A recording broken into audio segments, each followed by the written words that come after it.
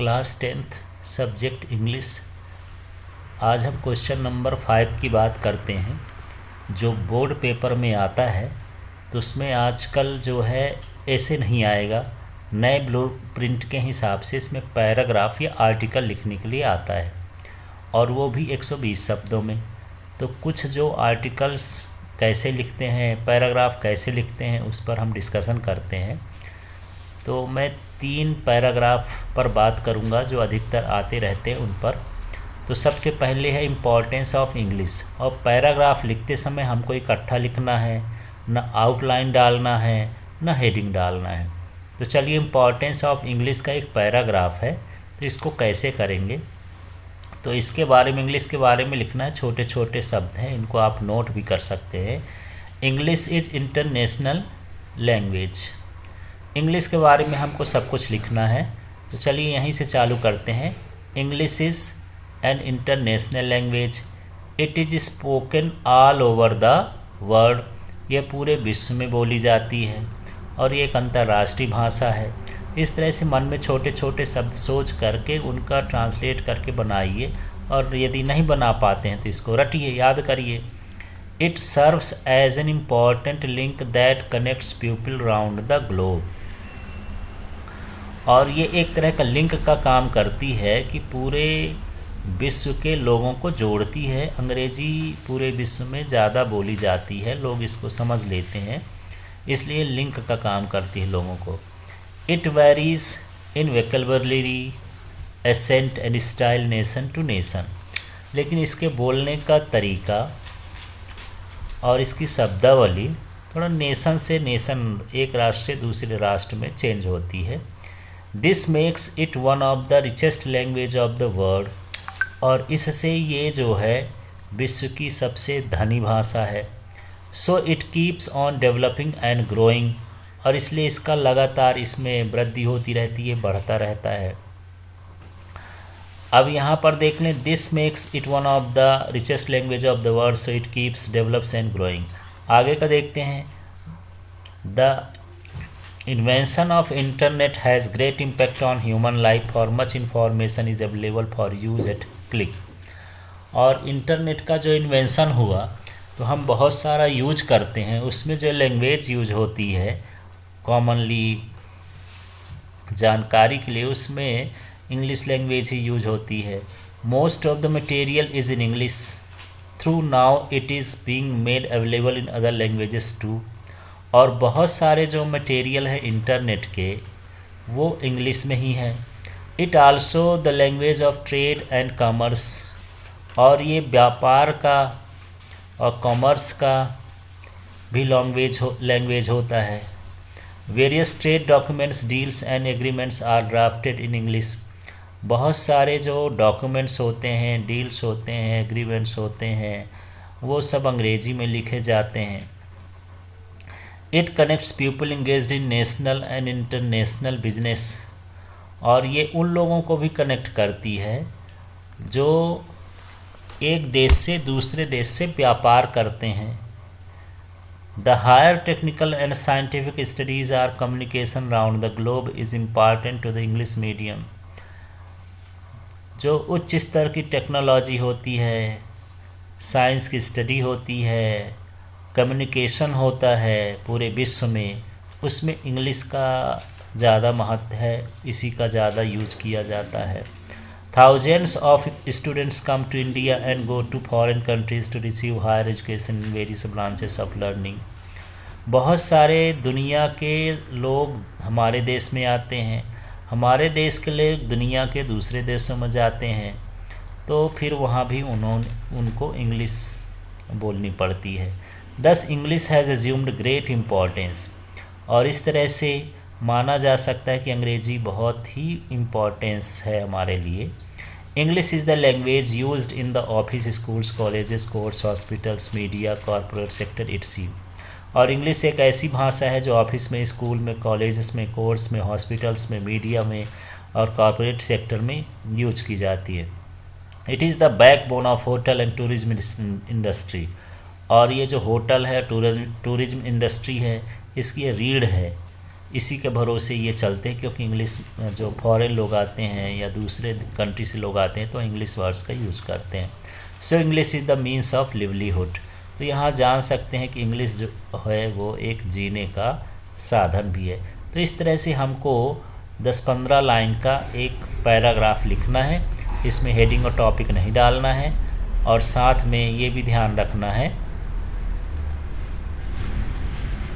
कि कम से कम 120 शब्द हों या एक पेज लिखना है आपको।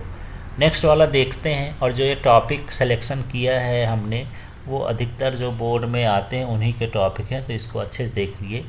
आगे देखिए ऑनलाइन एजुकेशन, या फिर मैन एंड मोबाइल, या man and technology, man and science, ऐसे करके कुछ भी आए तो इसको हमको लिखना है।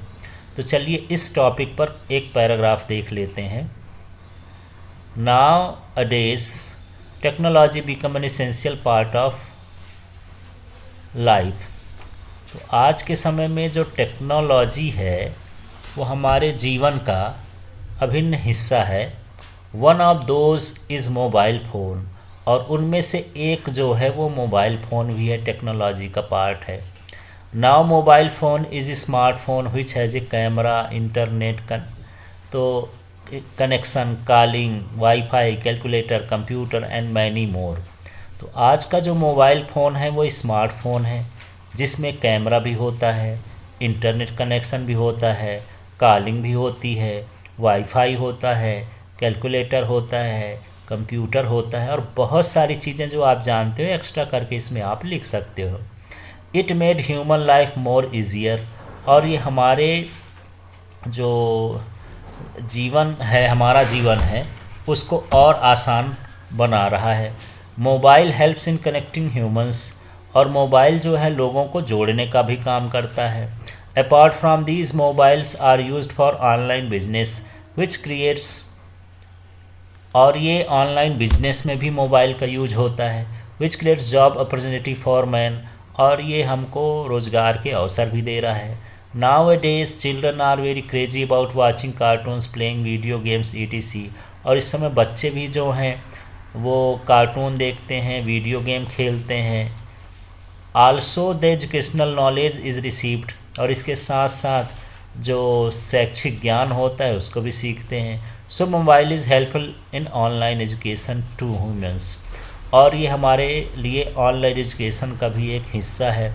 Mobile also has a GPS tracker which shows our location, mobile के पास GPS भी होता है जो हमारे लोकेशन को ट्रैक करके बताता है। The students gradually start losing their concentration in studies, लेकिन इसके साथ साथ जो बच्चे हैं वो अपना कंसंट्रेशन स्टडीज़ में खोते जा रहे हैं। These phones will cause their health deteriorate and adverse effect on their eyes, और ये उसके हेल्थ को बेकार कर रहा है, उसकी आंखों को ख़राब कर रहा है। They will also cause them to lose their interest in sports and the outdoor fields of entertainment, और ये जो हैं उनका इंटरेस्ट खेल कूद में और बाहर के मैदान में जाने के लिए ये सारी चीज़ें खो रहा है students will be less in contact with outside world family, और जो बच्चे हैं जो बाहर की फैमिली है, बाहर के लोग हैं, उनसे कांटेक्ट में नहीं रह पा रहे मोबाइल के कारण। As far as studies are concern the mobile phones can be excellent source if they are used correctly.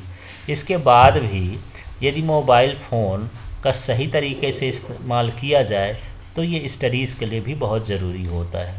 तो इस तरह से यहाँ पर कुछ और चीज़ों को मिला कर के भी आप मोबाइल के बारे में कुछ न कुछ इसमें लिख सकते हैं। तो इस तरह से ये पैराग्राफ लिखना है आपको।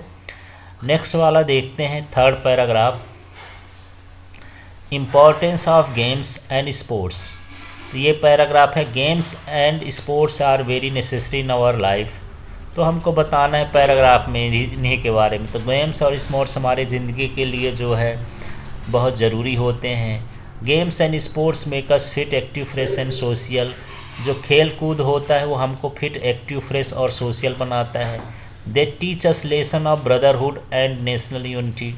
वो हमको भाईचारा और राष्ट्रवाद भी सिखाता है। Games and sports have much value in development of body is as important as the mind. तो गेम्स जो है हमारे शरीर को बनाना ग्रोथ के लिए ज़रूरी होता है, उसके डेवलपमेंट के लिए, विकास के लिए, और साथ साथ हमारे दिमाग की तंदुरुस्ती के लिए भी ज़रूरी है। ए healthy mind lies in A healthy body, और एक हेल्थी शरीर में ही जो है हेल्थी माइंड रहता है। Indoor games mean play in the rooms and hall, examples card, carrom, ludo, chess, ETC are the most common games. कुछ गेम्स जो हैं जो घर के अंदर खेले जाते हैं उनमें कार्ड्स हैं, कैरम है, लूडो है, चेस है। Outdoor games mean play in the open place and play grounds, और जो आउटडोर गेम्स होते हैं वो खुली जगह में खेले जाते हैं, मैदानों में खेले जाते हैं, जैसे hockey, cricket, volleyball, tennis, kho kho, ETC जो आप लिखना चाहें लिख सकते हैं। It provides the best exercise to the body, ये हमारे बॉडी को अच्छा एक्सरसाइज भी देते हैं। It also teaches students the value of discipline, sports and games also helps to build character and team work skills. Playing sports, it also teaches students the value of discipline, तो ये बच्चों को discipline भी सिखाता है। Sports and games also helps to build character and team work skills, ये जो है बच्चों के चरित्र के विकास के लिए भी ज़रूरी है और एक टीम वर्क भी सिखाता है।